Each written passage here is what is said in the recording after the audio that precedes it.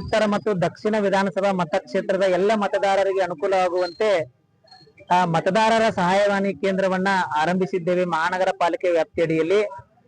But ಎಲ್ಲದಕ್ಕಿಂತ ಮುಂಚಿತವಾಗಿ ಎಲ್ಲಾ ಮತದಾರರಿಗೆ ಏನ್ ಹೇಳಕ್ ಇಷ್ಟಪಡ್ತೀನಿ ಅಂತಂದ್ರೆ, ತಾವು ಇಲ್ಲಿ ಬಂದ ನಂತರ ನಾವು ನೋಡೋದು ಮೊಬೈಲ್ ನಲ್ಲಿ ಚೆಕ್ ಮಾಡಿ ನಾವು ಹೇಳ್ತೀವಿ.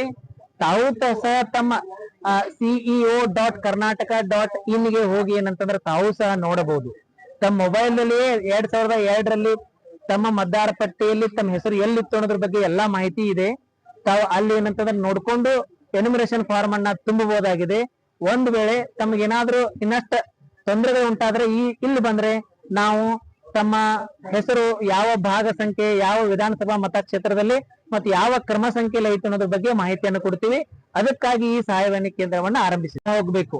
BLO ಅವರೇ ಈ ಎಲ್ಲಾ ಮಾಹಿತಿಯನ್ನು ಅವ್ರಿಗೆ ಕೊಡ್ಬೇಕಾಗ್ತದೆ. ಬಟ್ ಏನಾಗಿದೆ ಅಂತಂದ್ರೆ, ಮೊದಲ ಹಂತದಲ್ಲಿ BLOಗಳು ಮತದಾರರ ಎನ್ಯುಮರೇಷನ್ ಫಾರ್ಮ್ ಗಳನ್ನ ಅವ್ರು ಕೊಟ್ಟಿದ್ದಾರೆ. ಮತದಾರರಿಗೆ ಅವುಗಳನ್ನ ತುಂಬಾಕ್ ಸ್ವಲ್ಪ ಕಷ್ಟ ಸಾಧ್ಯವಾಗುತ್ತಿರುವುದರಿಂದ ಅವರೆಲ್ಲ ನೇರವಾಗಿ ಇಲ್ಲಿ ಏನಂತಂದ್ರೆ ಬರ್ತಾ ಇದಾರೆ ಅಂತ ತಿಳ್ಕೊಂಡು ನಾನು ಏನಂತಂದ್ರೆ ಫೀಡ್ಬ್ಯಾಕ್ ತಗೊಂಡಿದ್ದೀನಿ.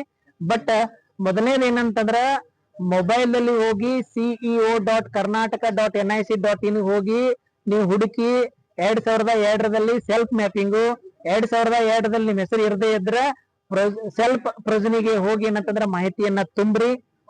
ಇದು ಎಲ್ಲಿ ನಿಮ್ಗೆ ಎಲ್ಲಾರ ಮೊಬೈಲ್ ನಲ್ಲಿ ಸಿಗಲಿಲ್ಲ ಅಂದ್ರೆ ತಾವು ಏನಂತಂದ್ರೆ BLO ಹತ್ರ ಹೋಗ್ರಿ, ಅವ್ರು ನಿಮ್ಗೆ ಹೇಳ್ತಾರೆ. ಅಲ್ಲಿ ತಮ್ಮ ಸಮಸ್ಯೆ ಬಗೆಹರಿದಿದ್ರೆ ತಾವು ಏನಂತಂದ್ರೆ ಇಲ್ಲಿ ಬರೀ ಆ ಸಮಸ್ಯೆಗೆ ನಾವು ಪರಿಹಾರನ ಹುಡುಕ್ತೀವಿ. ಯಾವ ರೀತಿ ನಡೆಯುತ್ತೆ, ಯಾವ ಹಂತದಲ್ಲಿ ನಡೆಯುತ್ತೆ? ಸದ್ಯಕ್ಕೆ ಏನಂತಂದ್ರೆ ಬೆಳಗಾವಿ ಸೌತ್ ಮತ್ತು ನಾರ್ತ್ ಏನಂತಂದ್ರೆ ಡಿಸ್ಟ್ರಿಬ್ಯೂಷನ್ ಎಲ್ಲ ಸುಮಾರು 90+% ಮಾಡಿದ್ವಿ. ಇನ್ನೊಂದು 10% ಅವು ಶಿಫ್ಟೆಡ್, ಡಬಲ್, ಡೆತ್ ಎಲ್ಲ ಇದೆ. ಅವುಗಳನ್ನೆಲ್ಲ ಏನಂತಂದ್ರೆ ಸರ್ಚ್ ಮಾಡ್ತಾ ಇದೀವಿ. ಇನ್ನೊಂದು 2-3 ದಿವಸಗಳಲ್ಲಿ ಅವುಗಳನ್ನ ಸಹ ಏನಂತಂದ್ರೆ ವಿತರಣೆ ಮಾಡುವ ಪ್ರಕ್ರಿಯೆನ ಮುಗಿಸ್ತೀವಿ. ಈಗ 3 days ಆಯ್ತು ನಾವು ಡಿಜಿಟೈಸೇಷನ್ ಮಾಡಕತ್ತೀವಿ. ಡಿಜಿಟೈಸೇಷನ್ ಏನಂತಂದ್ರೆ ಅತ್ಯಂತ ಭರದಿಂದ ಸಾಗೈತಿ.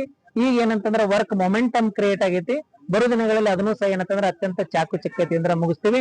ಎಲ್ಲಕ್ಕಿಂತ ಹೆಚ್ಚಾಗಿ ಮತದಾರರ ಏನ್ ನಮಗ ಸಪೋರ್ಟ್ ಐತಲ್ಲ ಬಹಳ ಚೆನ್ನಾಗೈತಿ.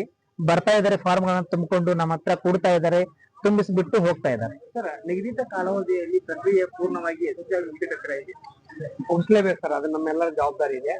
ಯಾರು ಚುನಾವಣೆ ಪ್ರಕ್ರಿಯೆಯಲ್ಲಿ ಇದ್ದೇವೆ ಅವ್ರನ್ನೆಲ್ಲರದು ಕೂಡ ಆದ ಕರ್ತವ್ಯ ಆಗಿದೆ. ಸಾಧ್ಯವಾದಷ್ಟು ನಾವು ಇನ್ ಟೈಮ್ ಅಲ್ಲಿ ಮುಗಿಸಿ ಪ್ರಯತ್ನ ಮಾಡ್ತೇವೆ.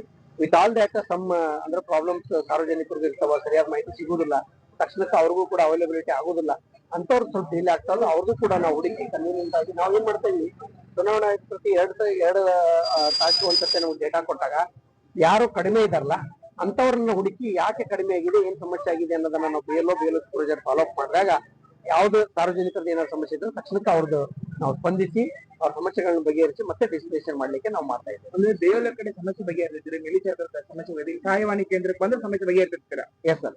ಈಗ ಅಲ್ಲಿ BLO ಕಡೆ ಹೋಗ್ತಾರ. BLOದವ್ರು ಅಂದ್ರೆ ನಾವೆಲ್ಲ ಟೀಚರ್ಸ್ ತಗೊಂಡಿದೀವಿ. ಅವ್ರ ಶಾಲೆಯನ್ನು ನೋಡ್ಬೇಕು, ಮಕ್ಕಳ ಮಧ್ಯಾಹ್ನ ಊಟದನ್ನು ನೋಡ್ಬೇಕು, ಪ್ಲಸ್ ಅಲ್ಲಿ ಎನ್ಯುಮರೇಷನ್ ಫಾರ್ಮ್ ತಗೊಂಡ್ ಹೋಗ್ಲಿಕ್ಕೆ ಮತ್ತೆ ಕೊಡ್ಲಿಕ್ಕೆ ಸಾರ್ವಜನಿಕರು ಬರ್ತಾರೆ, ಅದನ್ನು ನೋಡ್ಬೇಕು.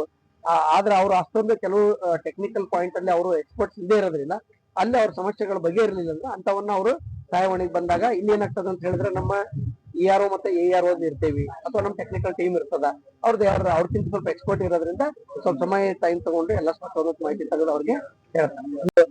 ಜಿಲ್ಲಾ ನೋಡಲ್ ಆಫೀಸರ್ ತರ ಇದಾರ, ಅವರು ತರಬೇತಿನೂ ಕೊಡ್ತಾ ಇದಾರೆ. ಹಂಗಾಗಿ ಅವ್ರಿಗೆಲ್ಲ ಮಾಹಿತಿ ಇದೆ. ಅವರು ಯಾರೇ ಫೋನ್ ಮಾಡಿದ್ರು ಯೂನಿವರ್ಸಿಟಿ ಆಫ್ ನಾರ್ತ್ ಸೌತ್ ಅನ್ನೋದ್ರ ಬದಲಿ ಯಾರ ಸಮಸ್ಯೆಗಳನ್ನ ಏನೇ ಕೇಳಿದ್ರು ಅದನ್ನ ಸಮಾಧಾನದಿಂದ ಅವ್ರಿಗೆ ಸ್ಪಷ್ಟವಾದ ಸೂತ್ರವನ್ನ ನಾವೆಲ್ಲರೂ ಕೊಡಿಸ್ತಾ ಇದ್ದೇವೆ. ಅವ್ರಿಗೆ ಸಹಾಯ ಮಾಡ್ತಾ ಇದ್ದೇವೆ. ಜನರಿಗೆ ಒಂದು ಮೆಸೇಜ್ ಕೊಡೋದಾರೆ ಅಲ್ಲ, ಜನರಿಗೆ ಸಹಾಯ ಅಂತ ಹೇಳಿ ಮೆಸೇಜ್ ಅಂತ ಹೇಳಿದ್ರೆ, ದಯವಿಟ್ಟು ಎಲ್ಲರೂ ಎನ್ಯುಮರೇಷನ್ ಫಾರ್ಮ್ ಅನ್ನ ತಗೊಂಡು ಇನ್ ಟೈಮ್ ಅಲ್ಲಿ ಸರಿಯಾದ ಮಾಹಿತಿಯನ್ನ ತುಂಬಿ ನಮ್ಗೆ ಕೊಡ್ಬೇಕು. ತಮ್ಮ ಕಡೆ ಸರಿಯಾದ ಮಾಹಿತಿ ಗೊತ್ತಿತ್ತು, ತುಂಬು ಮಾಹಿತಿ ಇದ್ರೆ ತುಂಬಬೇಕು. ತಮ್ಮ ಕಡೆ ಮಾಹಿತಿ ಸ್ಪಷ್ಟವಾದಂತ ಇಲ್ಲ, ಅಸ್ಪಷ್ಟ ಮಾಹಿತಿ ಅಂದ್ರೆ ತುಂಬಿ ಫಾರ್ಮ್ ಅನ್ನ ಹಂಗೆ ಅಸ್ಪಷ್ಟ ಮಾಹಿತಿ ಕಳಬಾರ್ದು.